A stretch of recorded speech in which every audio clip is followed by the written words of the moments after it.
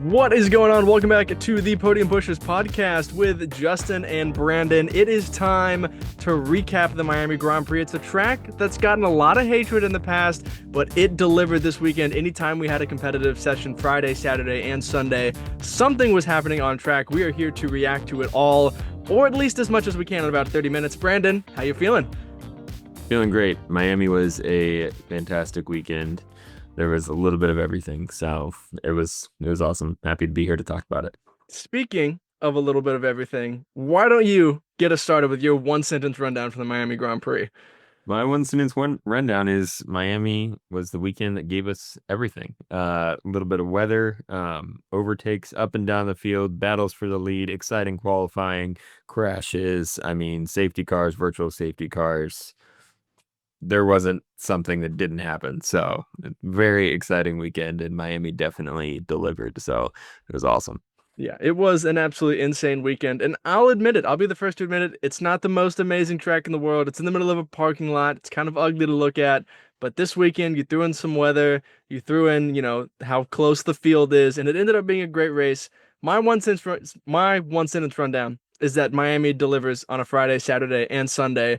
So we've got similar one sentence rundowns. Let's just go through it really quick. Friday afternoon, we see Kimi Antonelli take his first ever pole, even though I hate that we have to call it that because of the sprint. Once again, we're in that awkward situation where it's the thing I hate the most about sprint weekends, but it is what it is. Kimi Antonelli, congratulations to him for getting his first pole. We go to the sprint. It's delayed because of the rain, and then we have a crazy race. Looks like Oscar's going to win. Lando gets lucky with the safety car timing. He ends up winning the sprint race. Then we go to qualifying. Max Verstappen somehow pulls out an insane lap to take pole by 600ths of a second. That is 0.06 of a second that Max Verstappen took pole. And then in the race, a whole bunch happened. We'll talk about it. It was crazy. Oscar Piastri ends up winning. Max Verstappen misses the podium entirely. Insane race. Man, a lot happened. What a weekend in Miami.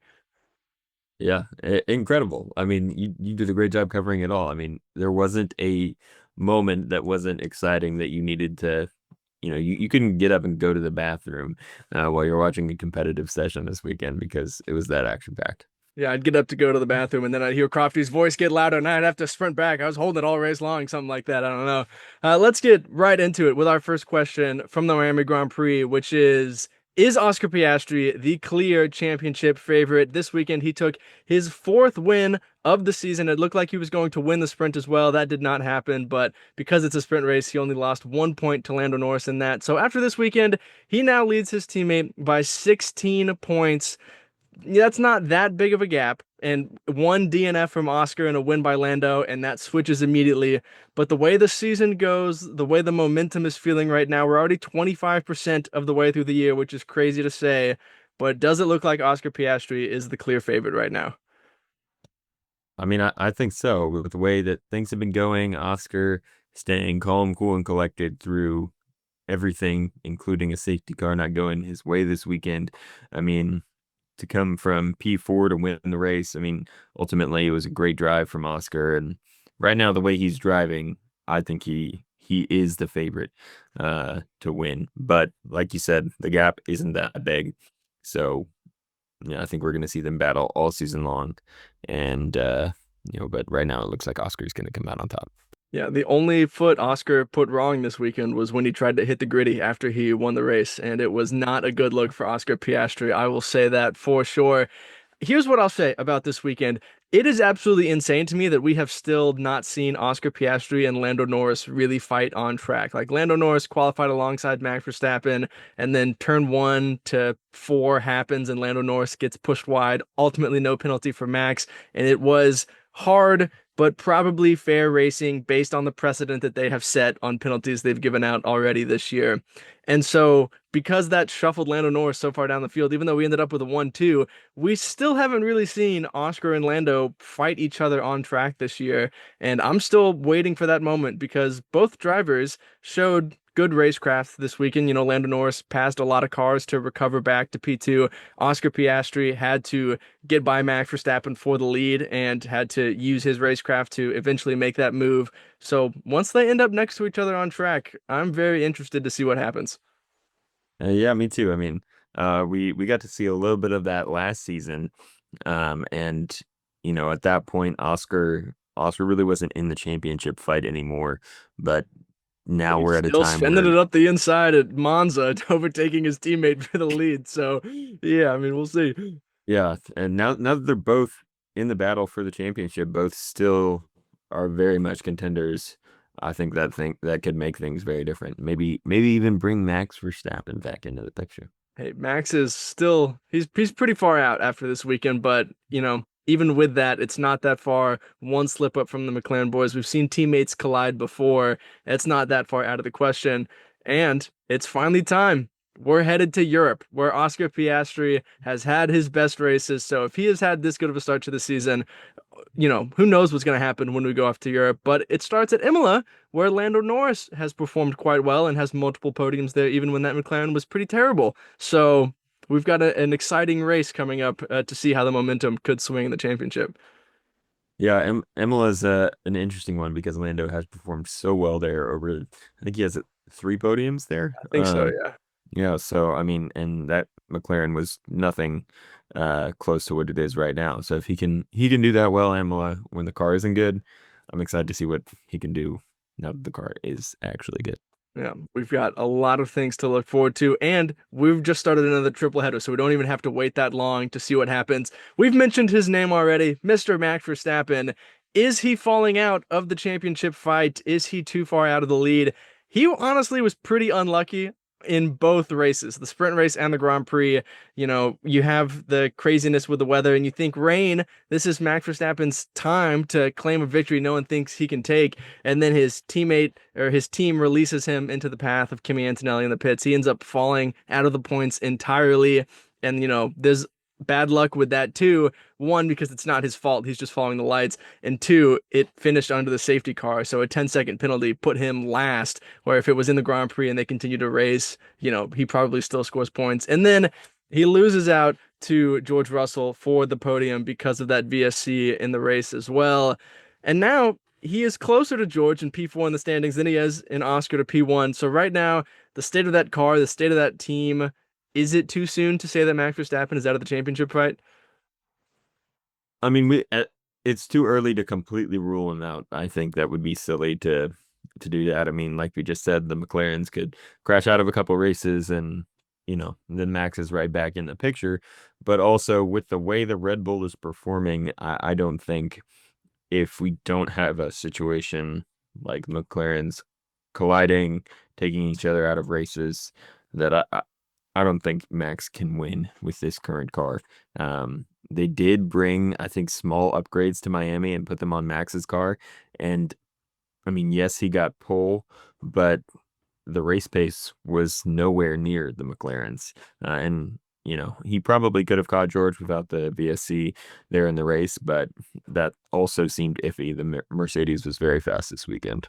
Well, he was ahead of George, and then the VSC put him behind George. He probably would have had George covered off, but the Mercedes did look quick. Kimi on pole and then qualifying P3, so they did look quick, and George had the race pace. So, but yeah, the VSC is probably what put him behind him there. But also going to Europe, we have these tracks where it is more difficult to overtake, and your qualifying matters quite a bit. And Max Verstappen has shown that he can somehow put that Red Bull on pole when no one thinks he can. We've got Monaco coming up. We've got Imola coming up. We've got Hungary, which is Monaco without the barriers. So we've got all these tracks that, pole could be even more advantageous than we've seen it at tracks. I mean, I think back to Suzuka, where had it been a track like Spa, where you had this long straight to overtake something like that, the McLarens probably fly by Max, but instead they both finish within 1.7 seconds of him because it's really hard to overtake at Suzuka. And so you can see that as well. Two races that I'm keeping out on is Imola next week, where Red Bull supposedly have a major upgrade package. We will see how that brings them in relation to the McLaren. Then also the Spanish Grand Prix, whenever we have the whole flexi wing regulation reset, we'll see if that brings McLaren back at all. But if those two races do nothing to bring Max Verstappen closer to the McLarens, then it probably is going to start to look pretty bleak for 5 championships in a row. Yeah, yeah. I mean, I can't imagine that the flexi wing thing is going to have that much of an impact. Yes, maybe it will, but I mean, the pace difference that we saw this weekend in Miami, especially on race day, I can't imagine that it will, knock McLaren far enough back to bring Max Verstappen into contention. I don't know. It just seems difficult for me to see that Yeah, part happen. of me thinks this whole flexi wing thing has kind of been blown out of proportion by the media and that it's going to be some huge regulation change. It kind of got like changed last year a little bit too. They told McLaren to stop using the big one they had, and then they still won races at the end of the year. So I don't think it's like that big of a deal, but who knows? We could be completely wrong. They change it and somehow Max Verstappen wins every race for the rest of the year. And that's just the beauty of the sport and how close it is right now and how great of a driver Max is. So I think at this moment, it's still all to play for, but you would have to say that it's not trending in the right direction for Max. Yeah, it is unfortunate, but I don't think we've seen the last of Max Verstappen for sure. Yeah, here, I'll put you on the spot for this right now. Does Max Verstappen leave Red Bull before his contract ends based on just the chaos that that team has right now? I mean, I think, yeah. I mean, I think it's a high chance. I feel like everybody is saying he's leaving at the end of this year.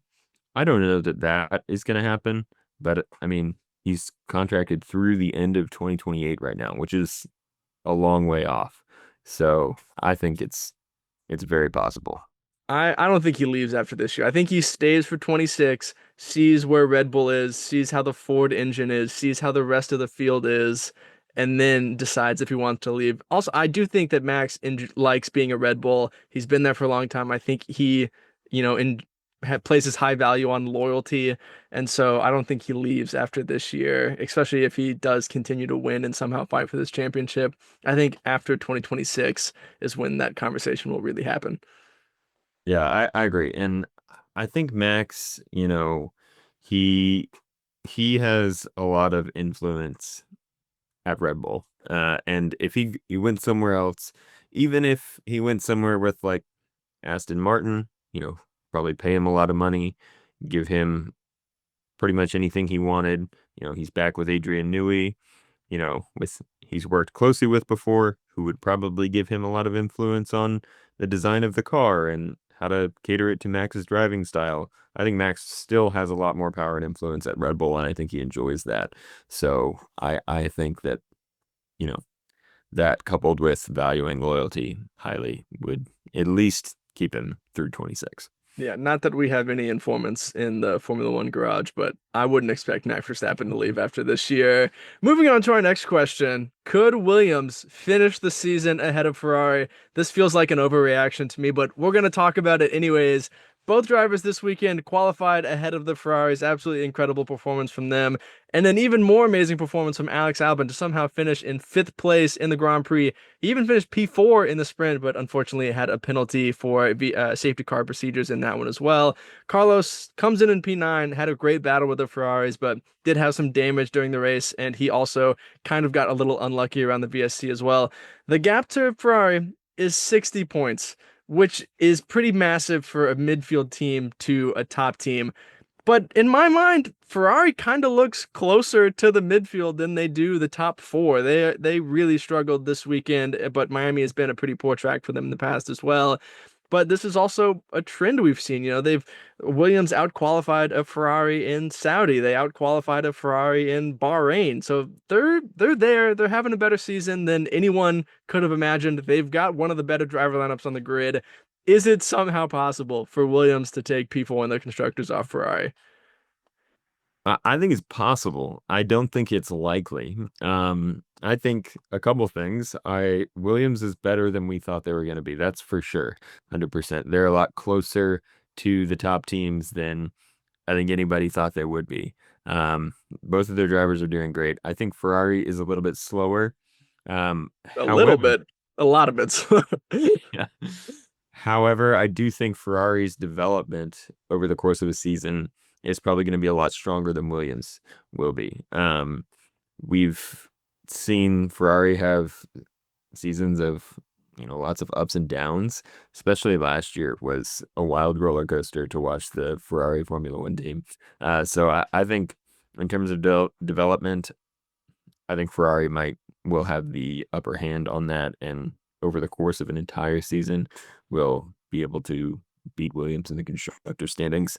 But also, I think that Williams is a lot better than anybody thought they would be. So Yeah, good I for don't want to them. get too far ahead of myself, but I do think P5 could be a lock for Williams this year, which would be absolutely massive for them where they have come from in the past few years. Absolute James Vowles, Carlos Sainz, Alex Albon, masterclass. They're performing incredibly well. Let me play out a scenario for you here.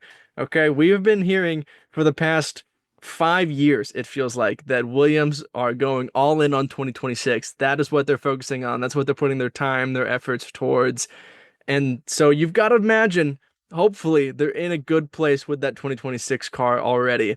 Ferrari, on the other hand, changed their car this year to have a better philosophy, hoping to win the world championship. And they might say, it was pointless. We messed up. Bin it all. Let's focus on 2026. And so they move away from development completely. Williams sees an opportunity.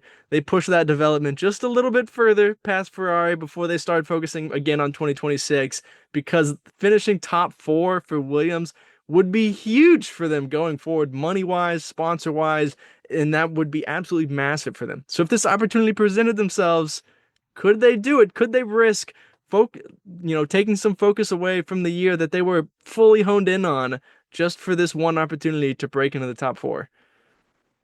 I mean, if that opportunity legitimately presents itself, I think they should absolutely take it. And I would expect, knowing James Vowles and seeing the type of competitor that he is, that he would absolutely take that opportunity. Well, he wouldn't completely compromise 2026 for that opportunity, but I think he would definitely go for it. And you're right. I mean, Williams, ever since James Vowles took over, Williams has been saying 2026, that's our focus. Putting everything into that car. We've got a long-term plan, getting back to the front of the grid. So I agree. I think, and the way we've seen James kind of take over the team, put new leadership tactics into place, I think they are probably pretty good for 2026. And so I would say 2025 is running ahead of schedule for Williams. Absolutely. So if P4 presents itself, I fully expect James to take the resources and try to get it. Yeah, obviously this is all complete speculation for sure, but it probably comes down to how the next few rounds play out. Like if Williams find themselves closing this 60-point gap over the next few rounds, they might decide to go a little more all in on this year than they previously had. But then if the gap widens and they're the clear fifth fastest, that's where they're gonna stay. They probably won't chase it. But, we're looking at the front of the field seeing this battle, but that midfield battle, it's looking pretty good too. Yeah, absolutely. Midfield has been great, especially in Miami. There's a lot of midfield battling going on, and that was fun to watch. Yeah, midfield is absolutely fantastic. Unless your car is green and you're driving for Aston Martin or Stake, then you're probably not having that fun of a time in the midfield, but that is just the way it goes right now. We made some predictions for the Miami Grand Prix. Let's talk about how they went. You are currently winning 14-12. I closed down that gap pretty big last week, hoping to keep it going this weekend. Podium pusher of the weekend, I said Pierre Gasly. I felt good about it, but it probably could not have been any more incorrect. He had the most average weekend possible. All of Alpine's pace somehow vanished when we came stateside, so that is a no for me on Pierre Gasly. Yeah, and I went with Ollie Behrman. Similar situation there. I thought, being close to Haas's headquarters would give Ollie some extra pace, but it did not. Pretty poor weekend from him. So it's a no for me as well. Yeah, nothing says podium pusher of the weekend like P20 qualifying in a DNF. So not great from Ollie Behrman right there.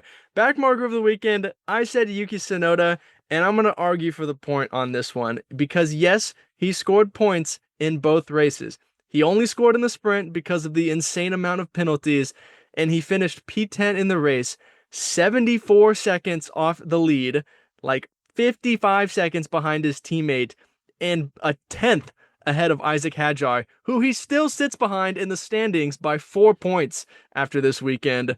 So I feel like I deserve that point because yes, he scored points, but if you look at the performance, it's still probably not where Yuki needs to be in that second seat. Yeah, I'll Oh, give you the and point. eliminated in Q1 for the sprint. I got to throw that in there too. So yeah, come on. I'll give you the point, 100%. I think Yuki definitely underperformed.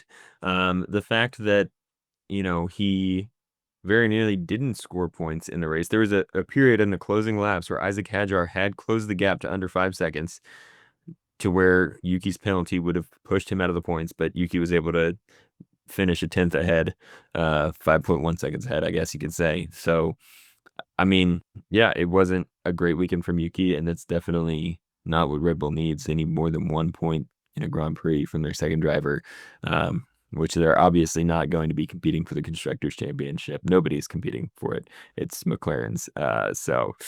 But yeah, it's not what Red Bull needs, and it's not what Yuki needs, I think, to continue to get that second seat under lock for 2026 and beyond. So definitely underperformed. I'll 100% give you the point. I appreciate it. I appreciate that for sure. For my back mark of the weekend was Jack Doohan, which, yes, absolutely, 100%. Not a great weekend from Jack. Also DNF'd in the race, did not qualify very well. Well, he outqualified Pierre Gasly. Yeah, but then he had that whole radio freak out in the sprint, which I understood why he was mad. The team did kind of mess him up, but he did get eliminated in SQ1, so that still counts towards the back marker point in my mind. Yeah, absolutely. But yeah, then he crashed on lap one and of the race, and now the rumors about him getting replaced are stronger than they ever have been so far this year. So it's unfortunate for Jack, but yeah, got me the point. Yeah, part of me wonders if that's why he was so upset with the team after they messed up his qualifying in SQ1. Was that something else that's going on behind the scenes at Alpine that we don't fully know about yet? Yeah, that's true. I mean, if I was Jack and I knew that like this weekend's performance heavily probably dictated whether or not I was going to be continuing racing for the team, and then my sprint qualifying was screwed up entirely by the people who are deciding my future, I would be pretty upset as well. So Yeah, well, at least you got the back marker point out of that, so that's good for you. Not great for Jack, but good for you. Sprint poll, I said Lando Norris, which was incorrect. and I also said Lando Norris, which was incorrect. Shout out Kimi Antonelli for getting his first pole, but it was not great for us. Sprint winner, I said Oscar Piastri, and I was feeling so good about how I was about to get a point up on you because you had predicted Lando, and I was feeling great about it. And then somehow, with 2 laps left, I don't get it. So no point for me for predicting Oscar Piastri. Yeah, well, I predicted Lando. So thank you, safety car. Thank you, Lando Norris, for winning the sprint. It's a point for me. Yeah, absolutely unbelievable. This is where I get one back on you. Poll predictions. I said Max Verstappen, which I felt horrible about after seeing the pace in the first qualifying. But when it came to qualifying for the Grand Prix, Max Verstappen delivered for me. It gets me that point. I'm feeling great about it. Yeah, that was crazy watching qualifying, thinking like, man, there is no way. And then Max just pulled great lap after great lap. A 1:26.2, I think. 2:0 or 2:1, something like that is what his pull time was, which is just insanely fast. It was over a full second faster than the pole lap he put here last year, which is Yeah, crazy development. crazy. So yeah, I mean Max absolutely deserved it, and you deserve the point for picking him. So I put Oscar Piastri, which was, I think not a bad prediction, but Oscar just didn't put it all together there at the end. Yeah, well, it turned out to be a great prediction because since the Miami Grand Prix has started, no one from the front row has won. So it actually ended up working out for us in our podium predictions that Oscar Piastri qualified in P4. So, could have been worse, I guess. Yeah, yeah, not bad at all. In P3, I said Lando Norris, which was incorrect. P3, I had Max Verstappen, which was also incorrect. You were one safety car away I from really was. having the full podium predictions right this year, or this weekend. Unfortunately, P2, I said Max Verstappen, which was incorrect. P2, I had Lando Norris, which was correct. So point for me. And P1, I said Oscar Piastri, which was correct. And I said Oscar as well. So another point for me. There you go. 2 points off the podium for you, only one for me. And our one push and prediction, I said that there would be at least 3 special liveries this weekend, which was correct. 2 of them were pretty bad. I gotta admit, the Ferrari one was pretty awful, and the steak one was kind of interesting, but they can't really do much with that green anyways. But the RB livery It was beautiful. I loved it. Thought it looked great. And I'm glad I got the point as well. Yeah, yeah, that was a great prediction from you. Honestly, I saw the steak livery launch, and then up until I don't know, maybe this very moment, I forgot that their livery was even special because it didn't look Yeah. any different at all. They just moved the paint to a slightly different place on the car. So a special livery nonetheless. For my one pushing prediction, I said that Haas was going to score points 3 out of their 4 opportunities this weekend, and that did not happen, not even close. So unfortunate for me, but oh well. Yeah, knew I had that one locked in. Didn't really expect much from Haas this weekend, so I felt good about getting a point back on you on that one. The fans at Baylor Bud, Max finishes in the top 5, which was correct. At Danny B93, Yuki Tsunoda qualifies in the top 6, which was incorrect. And at Formula Fan 13, Lance Stroll outqualifies Fernando Alonso in both qualifying sessions, which was incorrect as well. But Lance Stroll did score some points in the sprint because of all the penalties and is still the only Aston Martin driver to score points and just widens that gap on Fernando Alonso, which is kind of funny to me, I'll be honest. Yeah, it is pretty funny. Fernando was running in the points in the sprint very briefly, but unfortunately, it did not work out for him. Yeah, thanks to Liam Lawson setting it up the inside. A little too hard for Liam Lawson on that one. So you are now still winning by 2 points, but we're now at 18-16. So fairly good week for us, both bringing in 4 points. Can't complain about that at all.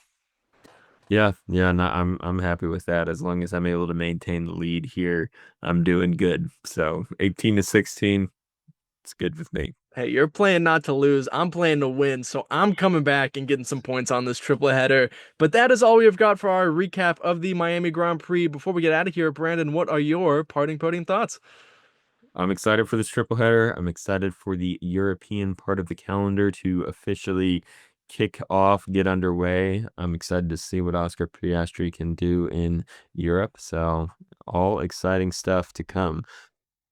Hey, but Lando Norris probably has something to say about that when we get to Imola next week. And then after that, we get to go to my favorite track on the calendar, the Monaco Grand Prix, which I'm absolutely pumped for. I know it gets a lot of hate online.